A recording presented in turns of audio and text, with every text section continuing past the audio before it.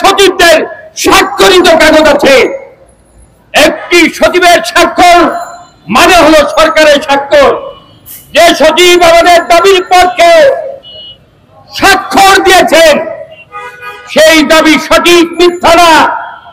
আমি মন্ত্রণালয় বলেছি, যদি আমার এই দফা দাবির মধ্যে কোন একটা দাবি মিথ্যা হয়ে থাকে তাহলে সেটা লাল কালিতে তল দিয়ে দেন, ওই দাবি নিয়ে আপনাদের কাছে আর আসবো না। কিন্তু তারা পারে নাই। এই ইরাকের প্রত্যক্ষদের ক্ষতিপূরণ বাবদ জাতিসংঘ ক্ষতিপূরণ কমিশন, যেটাকে আমরা ইংলিশে বলি ইউএনসিসি, ইউনাইটেড নেশন কম্পিটিশন কমিশন, বিশ্ব সাহায্য সংস্থা, আমরা যখন দেশে ফেরত আসি মানবিক দৃষ্টিকোণ থেকে বিবেচনা করে যারা দরিদ্র মানুষের পাশে দাঁড়ায় তারা আমাদেরকে ক্ষতিপূরণের টাকা দিয়েছিল। সেই ক্ষতিপূরণের টাকা ব্যাংকে রক্ষিত করে দীর্ঘ 1.5 বছর তারা গোপনীয় ভাবে রেখেছিল তৎকালীন সরকার। আমরা গোপন সংবাদের ভিত্তিতে জানতে পেরেছিলাম আমাদের টাকা জাতিসংঘ বহুত আগেই দিয়েছে বাংলাদেশ সরকারের কাছে। যখন আমরা সমিতির পক্ষ থেকে জানতে পারলাম আমরা ৭২,০০০ প্রত্যক্ষদের দাবি আদায়ের লক্ষ্যে এই প্রেস ক্লাব সহ বাইতুল মুকাররম দক্ষিণ গেটে কাফনের কাপড় পরে আমরা সেদিন প্রায় ৪৫,০০০ প্রত্যক্ষ শ্রমিক আন্দোলন করতে হয়েছিল। সেই আন্দোলনের মুখে তৎকালীন সরকার ক্ষতিপূরণের টাকা দিতে বাধ্য হয়েছিল। এই ক্ষতিপূরণের টাকা আমরা জনশক্তি কর্মসংস্থান বলে 89/1 থেকে আমাদের সব ডকুমেন্ট সাবমিট করে প্রমাণপত্র সাবমিট করে টাকা উত্তোলন করতে হয়েছিল। আর এই 1.5 বছর সরকারের কুঠাগারে আমাদের টাকা জমা ছিল। সেই ক্ষেত্রে আমাদেরকে ইন্টারেস্ট বাবদ 1.5 বছরে মুনাফা হয়েছিল 25 কোটি টাকা। আমরা যখন মূল টাকা বিনিবন্ধন শুরু হলো তখন আমরা সরকারকে জানাইতে বাধ্য হলাম আমাদের মূল টাকা যখন দিয়েছেন ব্যাংকের মুনাফা আমাদেরকে দিতে হবে, আমাদের টাকার মুনাফা আমাদেরকেই দিতে হবে। তখন তারা বাধ্য হলো এই 25 কোটি টাকা দেওয়ার ঘটনা আমাদের সমিতির সঙ্গে আন্তঃমন্ত্রণালয় ভিজিলেন্স টিম তথা 5টা মন্ত্রণালয় দ্বারা একটি কমিটি গঠন করা হয়েছিল, যার নাম দেওয়া হয়েছিল আন্তঃমন্ত্রণালয় ভিজিলেন্স টিম।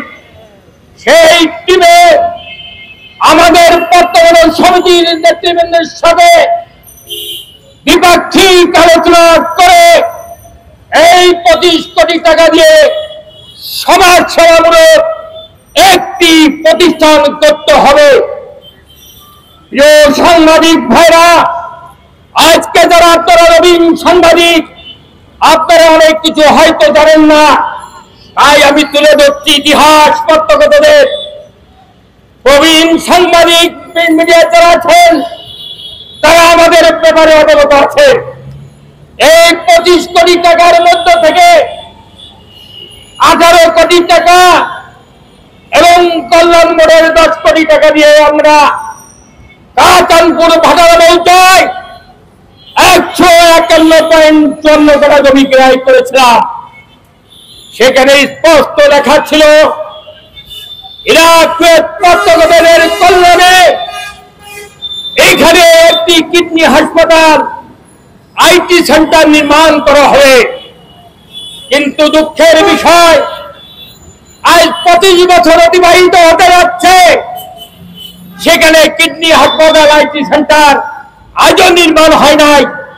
বিধায় আমরা আমাদের প্রত্যক্ষদের জায়গা, আমাদের প্রত্যক্ষদের টাকায় কিনা জায়গা, এই 72,000 প্রত্যক্ষদের টাকায় কিনা জায়গা আমরা ফেরত চাই।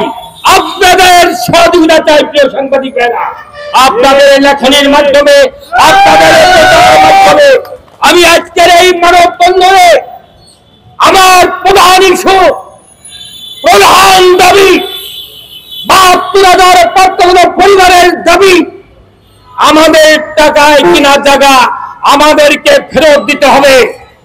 আর যদি ফেরত না দেওয়া হয়, এই জায়গার উপর যদি কোন ষড়যন্ত্র হয়, 72,000 প্রত্যক্ষ পরিবার সারা বাংলাদেশ থেকে এই ঢাকায় অবস্থান করবে এবং এই জায়গার উপরে অবস্থান নেবে।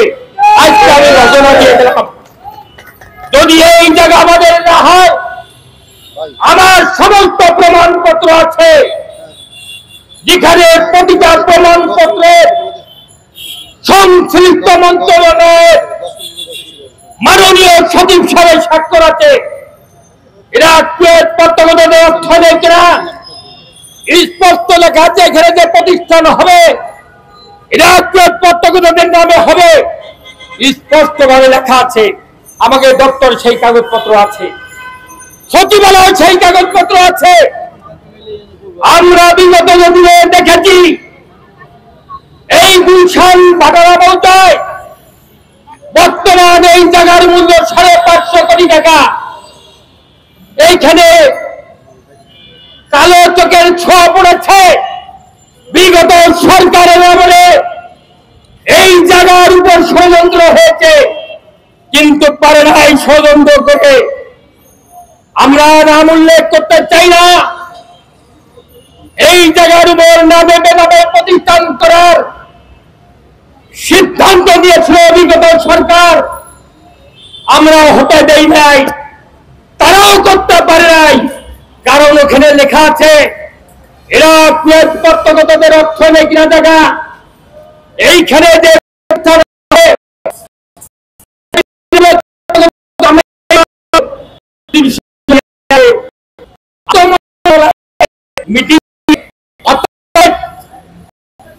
এই বাংলাদেশ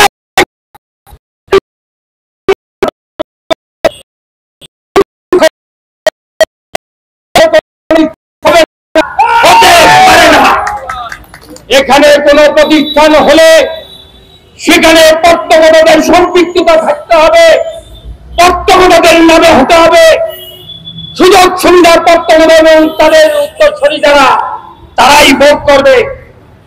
আমরা ইতিমধ্যে জানতে পেরেছি প্রিয় সাংবাদিক ভাইরা, এখানে আবারও ষড়যন্ত্র শুরু হয়েছে। আমি বর্তমান অন্তর্বর্তীকালীন সরকারের প্রধান এবং সংশ্লিষ্ট মন্ত্রণালয়ের মাননীয় উপদেষ্টা মন্ডলী, সংশ্লিষ্ট মন্ত্রণালয়ের মাননীয় সচিব সহ সকলের উদ্দেশ্যে বলতে চাই,